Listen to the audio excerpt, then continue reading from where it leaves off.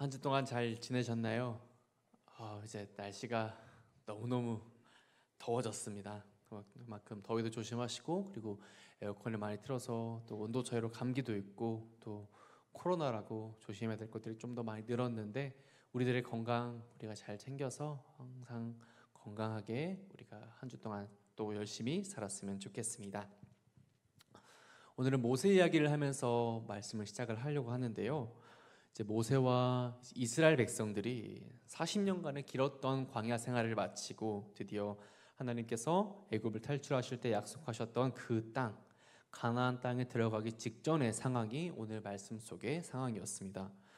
근데 모세가 이제 사람들을 모두 불러놓고는 그 땅을 들어가기 전에 하나님의 말씀을 전하는데요. 앞으로의 있을 일들과 그리고 무엇이 지금 우리들 앞에 놓여 있는지 이것을 설명해 주었습니다. 하나님은 이스라엘 백성들에게 약속하셨던 그 땅, 우리가 가나안 땅이라 알고 있는 이 땅을 젖과 꿀이 흐르는 땅이라고 말씀을 해 주셨습니다.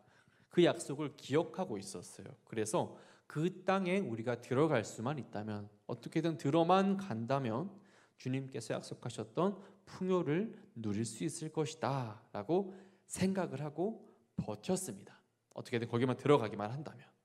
애굽에서의 길었던 400년이나 넘는 노예 생활과 또 광야 생활까지, 이 생활을 모두 보상받기에 충분한 땅일 것이다 라는 마음, 보상받을 것이다 라는 마음이 있었던 것이지요. 그런데 모세가 백성들에게 전했던 오늘 말씀을 살펴보면 이스라엘 백성들이 그동안 했었던 기대와는 조금 다른 말을 모세가 하고 있습니다.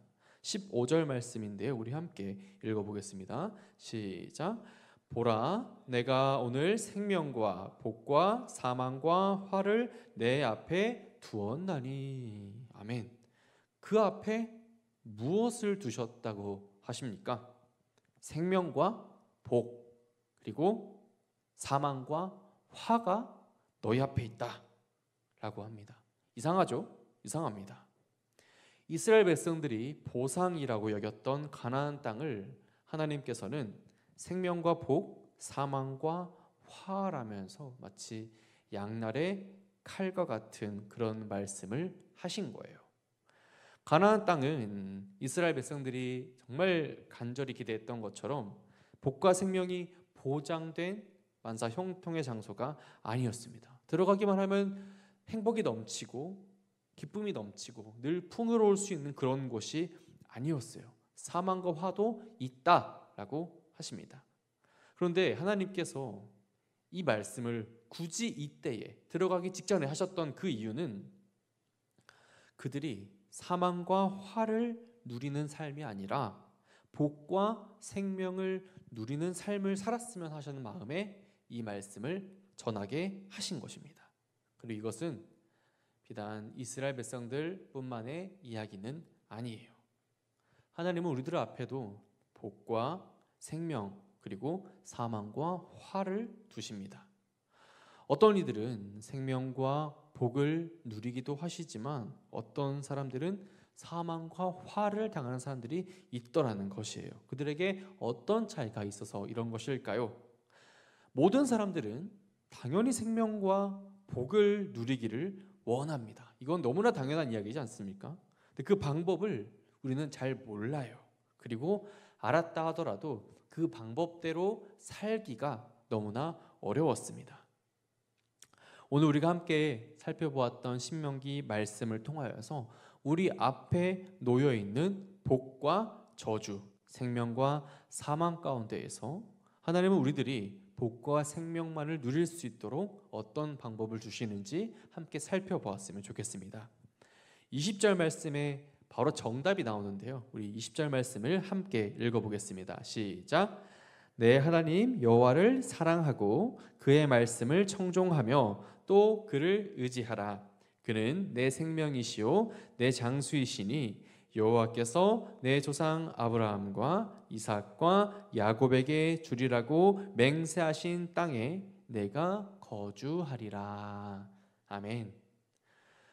모세는 이스라엘 백성들이 가나안 땅에서 생존하고 번성하고 복을 받기 위해서 해야 할 세 가지를 말하는데, 그것은 바로 사랑하라, 청종하라, 의지하라 라는 것입니다. 먼저 하나님 여호와를 사랑하는 것. 사람들이 복을 누리지 못한 이유가 무엇이었습니까? 저주를 받은 이유가 무엇이었을까요? 사랑하지 않아서가 아니라 잘못 사랑하고 있었기 때문이었다라고 말씀을 하십니다. 마음을 빼앗기고 엉뚱한 것을 사랑하고 있었어요. 가나안에 있었던 원주민들이 있었습니다. 그들이 하나님이 약속하셨던 땅에 있었음에도 그 복을 누리지 못하고 쫓겨났었던 이유는 사랑해야 할 하나님을 사랑하지 않았고, 하나님을 보고 있지 않았고, 우상을 만들어서 그것을 섬겼었기 때문입니다. 하나님을 사랑한다는 것은 믿음을 우리의 삶으로 드러내는 것입니다. 하나님께서 우리에게 생명을 주셨고 또 복을 주시는 분이라는 믿음이 있으면, 누군가 옆에서 우리를 뜯어 말리고 아무리 하나님을 사랑하지 마라 소리를 쳐도 우리는 다른 그 누구보다, 그 무엇보다 하나님을 사랑할 것입니다. 그러나 이것을 우리가 믿지 않는다면, 믿지 못한다면 하나님이 아닌 다른 것을 사랑할 거예요. 돈이 나의 행복이고 사랑이고 생명이라 믿는 이는 돈이 없으면 못 살 것입니다. 능력이 나의 행복이와 생명이라 믿는 사람은 능력이 없어지면 못 살아요, 죽어요 라고 말을 할 거예요. 하지만 실제로는 그렇지 않죠. 아무리 돈이 없고 능력이 없어도 사실 막상 그렇게 되면 물론 힘이 들 수는 있겠지만 세상을 포기하고 싶을 정도는 아닐 것입니다. 왜냐하면 이 세상의 물질과 능력이 우리에게 복을 우리에게 생명을 주는 주체가 아니었기 때문이었습니다. 근데 사람들은 착각을 합니다. 없으니까 진짜 죽겠다, 이게 없으면 안 되는구나, 그러면서 굉장히 불안해해요. 그리고 삶을 어렵게 느끼기도 합니다. 하지만 우리가 반드시 기억해야 할 것이 있습니다. 우리에게 하나님이 안 계시면, 하나님이 없으면 우리는 반드시 넘어질 수밖에 없습니다. 정말 죽을 수밖에 없어요. 쉽게 말을 조금 세게 하면 죽을 수밖에 없습니다. 왜 그렇습니까? 하나님은 우리들에게 생명을 주신 분이라는 것을 우리가 믿음으로 고백하고 있지 않습니까? 우리에게 복을 주시는 분이지 않습니까? 그래서 모세는 이스라엘 백성들에게 가나안 땅에 들어갔을 때 다른 것을 하지 말고 오직 하나님만 사랑하십시오 라고 강조합니다. 신명기 6장에서 어떻게 사랑해야 하는지 알려주고 있는데요. 6장 5절 말씀 우리 함께 읽어보겠습니다. 시작. 너는 마음을 다하고 뜻을 다하고 힘을 다하여 내 하나님 여호와를 사랑하라. 아멘. 한번 좀 들어보셨고 묵상해 보셨을 우리 성경 구절입니다. 마음과 뜻과 힘을 다하여서 오직 하나님만을 사랑하십시오. 하나님은 우리가 적당히, 그러니까 요 정도 사랑해야 될 분이 아니세요. 우리가 시간이 남고 여유가 있으면 오늘 좀 괜찮은데, 시간 좀 괜찮으니까 하나님 좀 만나볼까? 이렇게 하실 수 없는 분입니다. 내가 바쁘고 일정이 있고 어떤 약속이 있어서 뒷전으로 밀어버리는 사랑을 하지 마십시오. 하나님은 우리가 마음과 뜻과 힘을 다해서 사랑할 분이십니다. 왜 그렇습니까? 왜 그럴까요? 하나님께서 먼저 우리들을 그렇게 사랑해 주셨기 때문입니다. 우리를 적당히 사랑해 주지 않으셨어요. 요만큼만 사랑하고 요만큼은 다른 사람 거야 라고 하지 않으셨습니다. 이 정도면 됐지? 내가 더 뭐 해줄까? 충분하지? 이렇게 사랑하지 않으셨어요. 자기의 하나뿐인 아들이셨던 예수님을 죽이실 정도로 우리를 사랑하셨지 않습니까? 그만큼 사랑하셨어요. 죄인이었던, 죄로 인해서 죽을 수밖에 없었던 우리들을 사랑하셨고 살려주셨습니다. 요한복음 10장 11절 말씀 이렇게 되어 있습니다. 나는 선한 목자라. 선한 목자는 양들을 위하여 목숨을 버리거니와. 예수님께서는 자기 자신을 향해서 목자라고 말씀을 하셨습니다. 목자가 양들을 위해서 목숨을 버릴 수 있는 그것은 양을 자기 자신보다 사랑했었기 때문이었습니다. 목자 대신 예수님은 십자가 위에서 양이었던 우리들을 위해서 돌아가셨습니다. 그리고 하나님의 선하심과 능력을 증명하시죠. 여러분, 그런데 나를 사랑하셔서 목숨까지 바치신 분을 위해 내가 사랑하는 것, 이것은 사실 당연한 일인 것 같지 않습니까? 나를 먼저 사랑해 주었고 내가 당신을 사랑해요 라고 말하는 것은 그렇게 할 수 있을 것 같은데요? 라는 생각이 들어요. 그런데 하나님은 당신을 사랑하는 사람에게 복과 생명을 주시겠다고 하셨습니다. 당연한 일을 했는데 복과 생명이 더해진 거예요. 이것이 바로 하나님의 놀라운 참사랑이었던 것이죠. 두 번째로 모세는 하나님의 말씀에 청종해라 라고 말을 하는데요.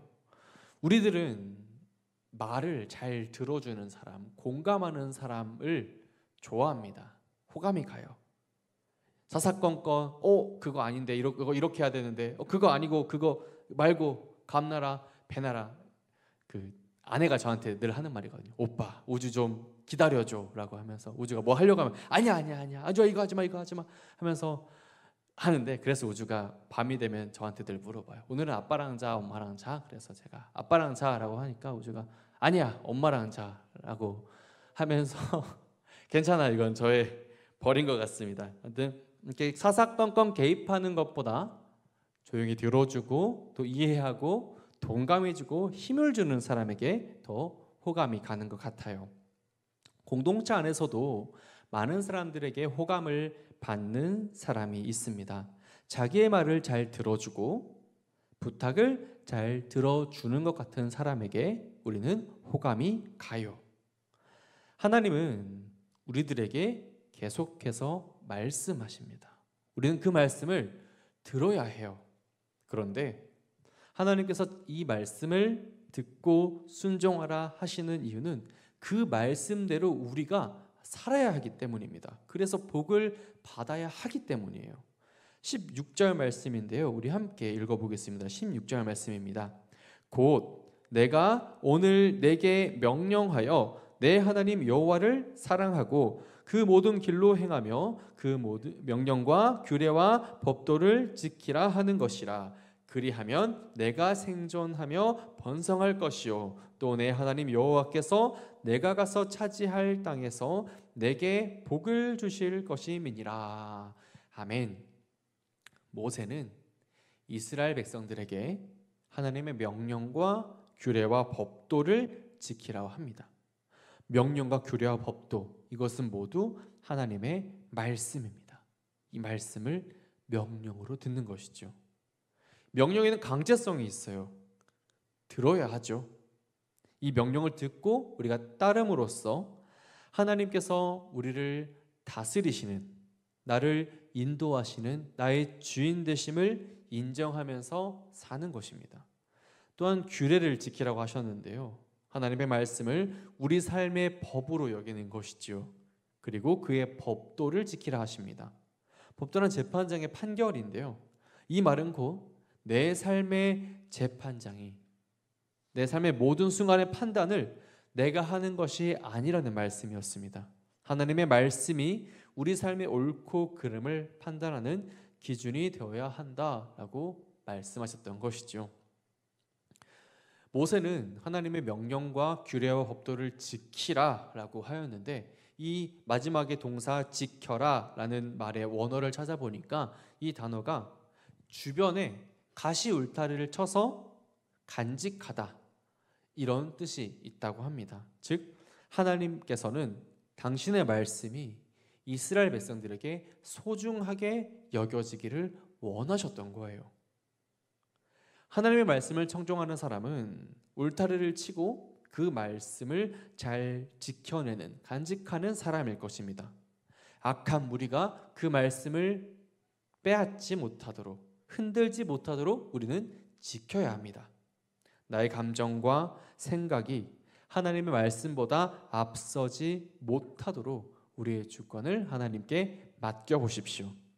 마음밭에 이것을 잘 간직하고 잘 지킬 때 말씀이 뿌리를 내리고 줄기가 솟고 열매가 맺을 줄 믿습니다. 모세는 하나님의 말씀을 우리들이 어떻게 해야 할지 이렇게 말을 하는데, 신명기 6장 6절부터 9절의 말씀 우리 함께 한 목소리로 읽어보겠습니다. 시작. 오늘 내가 내게 명하는 이 말씀을 너는 마음에 새기고 내 자녀에게 부지런히 가르치며 집에 앉았을 때에든지 길을 갈 때에든지 누워있을 때에든지 일어날 때에든지 이 말씀을 강론할 것이며, 너는 또 그것을 내 손목에 매어 기호로 삼으며 내 미간에 붙여 표로 삼고 또 내 집 문설주와 바깥 문에 기록할지니라. 아멘.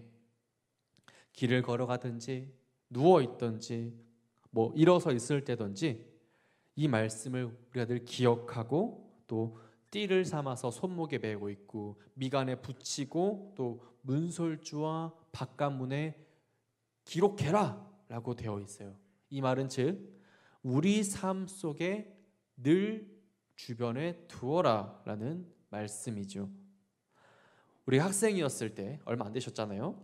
시험을 위해서 공부를 했었던 기억을 한번 떠올려 보시길 바랍니다.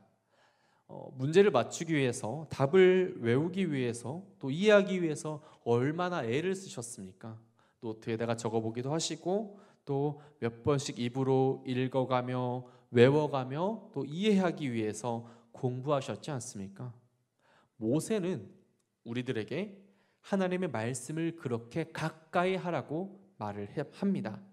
우리 마음에 새기는 것이죠. 대화를 하다 보면 저 상대방이 지금 내 말 듣고 있구나, 듣고 있지 않구나 라는 생각이 들지 않습니까? 내가 말한 것을 우습게 여기면 기분이 좋지 않을 수 있습니다. 이 사람은 나를 존중하지 않는구나, 이 사람은 내 말 듣고 있지 않는구나. 그럼 표가 나고 그 대화를 그만두고 싶어 할 것 같아요. 하나님도 마찬가지십니다. 하나님께서도 그의 말씀을 경청하지 않고 그 생각과 말을 앞세우는, 자기 생각과 말을 앞세우는 일을 기뻐하지 않으실 거예요. 그런데 하나님의 이 말씀을 소중히 여기고 이 말씀을 마음에 두고 행하는 사람은 반드시 기뻐하시게 한다고 말씀을 하십니다. 그리고 그의 삶을 복되게 하시겠다 약속하시죠. 마지막으로 이 복을 받는 사람은 하나님을 의지하는 것입니다. 모세는 이스라엘 백성들이 가나안 땅에 들어갈 때 그들이 하나님 말고 다른 것을 의지할 것을 걱정했어요. 이스라엘 백성들에게 이 40년의 광야 때는 분명히 고되고 힘들었을 시간이었지만 그들에게 유익한 것이 있었습니다. 그게 뭐냐면 바로 광야에서는 하나님만 의지할 수밖에 없었던 것입니다. 하나님만 바라볼 수밖에 없었던 거예요. 먹을 것이 없다고, 마실 물이 없다고, 덥다고, 춥다고, 힘들다고 하나님께 불평하기도 했지만 결국은 하나님을 의지할 수밖에 없었습니다. 대적자들이 나타날 때도, 홍해가 가로막았을 때도 하나님을 바라볼 수밖에 없었어요. 그런데 하나님을 의지했던 이스라엘 백성들이 가나안에 들어오니까 형편이 좋아집니다. 먹을 것이 생겼어요. 그러니까 하나님을 의지하기보다 다른 것을 봅니다. 하나님께서 만나와 메추라기를 주지 않으셔도 자기들이 농사를 지으면서 먹고 살 수 있었어요. 옷이 해지는 것, 신발이 해지는 것 또한 걱정되지 않았습니다. 만들면 됐으니까. 그러다 어떤 생각까지 합니까? 우상을 만들지요. 자기 입맛대로, 자기 형편에 맞춘 하나님을 만든 거예요. 다른 하나님을 섬겼고 우상을 만들어서 섬기기 시작합니다. 잠언 30장에는 아굴이라는 사람이 등장을 하는데요. 잠언 30장 7절부터 9절까지의 말씀을 제가 읽어드리겠습니다. 내가 두 가지 일을 주께 간구하였사오니 내가 죽기 전에 내게 거절하지 마시옵소서. 곧 헛된 것과 거짓말을 내게서 멀리 하옵시며 나를 가난하게도 마옵시고 부하게도 마옵시고 오직 필요한 양식으로 나를 먹이시옵소서. 혹 내가 배불러서 하나님을 모른다 여호와가 누구냐 할까 하오며 혹 내가 가난하여 도둑질하고 내 하나님의 이름을 욕되게 할까 두려워함이니이다. 우리가 부유하고 풍족하게 되면 필요한 것을 스스로 구하고 문제를 스스로 해결할 수 있습니다. 그러다 보면 하나님을 의지하지 않고 하나님을 찾지 않고 더 나아가서 하나님을 인정하지 않게 하나님이 존재하지 않다고 여기시기도 합니다. 그래서 아굴은 이렇게 고백을 했죠. 가난하게도 마옵시고 부유하게도 마옵시고 딱 필요한 양식으로만 자기를 먹여달라고 기도합니다. 하나님의 복과 생명은 하나님을 의지하는 사람에게 주어진다는 사실을 꼭 기억하십시오. 의지하는 것은 단단히 붙잡는 것입니다. 사람들은 자기가 의지하는 것을 꽉 붙잡아요. 돈을 의지하는 사람은 돈을 꽉 붙잡고 있습니다. 사람을 의지하는 사람은 사람을 붙잡아요. 그리고 그것을 어떻습니까? 놓지 않습니다. 하지만 하나님을 바라보는 사람은, 하나님을 의지하는 사람은 하나님을 붙잡기 위해 날마다 하나님 앞에 나아옵니다. 복을 받는 이들은 눈에 보이는 세상의 것을 의지하기 위해 쫓아가는 이들이 아니었어요. 하나님을 붙잡기 위해서, 하나님을 만나기 위해서 늘 기도하며 예배하며 주님께 나아왔습니다. 모세는 이스라엘 백성들에게 가나안 땅을 젖과 꿀이 흐르는 땅이라고 소개를 했지만 사실 그곳에는 하나님의 복뿐만이 아니라 저주와 멸망도 있었음을 경고했습니다. 그리고 복과 생명, 저주와 멸망을 어떻게 해야 받는 것인지도 알려줍니다. 이스라엘 백성들이 복과 풍요를 추구하면서 살아갈 때 그렇게 살면 살수록 오히려 하나님의 저주와 멸망이 그들에게 임했어요. 하나님의 복은 복을 추구하며 살아가는 이들에게 주어지는 것이 아니었습니다. 복을 추구하는 것이 아니라 하나님을 찾고 구하는 자들에게 주어졌다는 사실을 반드시 기억하십시오. 하나님의 복은 복을 받기 위해 하나님을 사랑하는 사람이 아니라 마음과 힘과 우리의 뜻과 열정을 다해서 온 생명을 다해서 전심으로 하나님을 사랑하는 사람들에게 주어졌어요. 이 복을 받기 위해서 하나님의 말씀을 청종하는 사람에게 주어지는 것이 아니라 하나님의 말씀을 우리 인생의 전부라 여기고 그 말씀을 마음에 새기고 순종하는 이에게 주어졌던 것입니다. 하나님의 복은 복을 받기 위해 하나님을 의지하는 사람이 아니라 하나님께서 나의 능력이 되심을 믿고 주님만 붙잡고 사는 사람에게 주어졌다는 사실을 기억하십시오. 그렇기 때문에 우리는 지금 내가 가나안에 있든지 애굽에 있든지 광야에 있든지 나의 현재 상황에 집중하지 않게 됩니다. 우리가 하나님을 사랑하고 이 말씀을 지키며 그분을 의지하며 살아간다면 우리가 어느 곳에 있든지 주님을 바라보며 주님께 나아갈 수 있게 될 것입니다. 명심해야 할 것이 하나 더 있었어요. 하나님은 복과 생명만 주시는 분이 아니라 저주와 사망도 우리 앞에 두실 수 있다라는 사실입니다. 17절 18절 말씀을 보면 이렇게 되어 있는데 내가 만일 마음을 돌이켜 듣지 아니하고 유혹을 받아 다른 신들에게 절하고 그를 섬기면 너희가 반드시 망할 것이다. 요단을 건너가서 차지할 땅에서 너희의 날이 길지 못할 것이다 라고 오늘 말씀, 정확하게는 모세를 통해서 이 사실을 이스라엘 백성들이 알게 하십니다. 너무나 명백하게 말씀하시지 않습니까? 하나님은 우리에게 복과 생명 주시기를 원하지만 그에 합당하지 못한 자에게 사망과 저주를 내리시는 분이라는 것을 꼭 기억하십시오. 우리들은 하나님을 경외해야 합니다. 사랑하는 것뿐만 아니라 두려워해야 하죠. 그들을 기뻐하십니다. 그리고 그러한 이들을 신령한 복과 풍요로 인도하시겠죠. 우리 새벽에 있을 청년들은 이러한 복을 위해서 하나님이 우리 앞에 두셨던 생명과 복을 누리기에 합당한 삶을 살기 위해서 한 걸음 한 걸음 오늘도 걸어가고 계시는 줄 믿습니다. 우리가 하나님을 사랑하고 의지하고 고백하십시오. 힘을 다하여서 하나님을 사랑하시고 하나님의 명령과 규례와 법도를 지키는 삶을 살아가시기를, 그리고 우리의 삶 속에서 우리의 인생 속에서 이 말씀을 고백하고 하나님의 사랑을 증거하는 모든 그리스도인들이 되기를 우리 주님의 이름으로 간절히 축원합니다.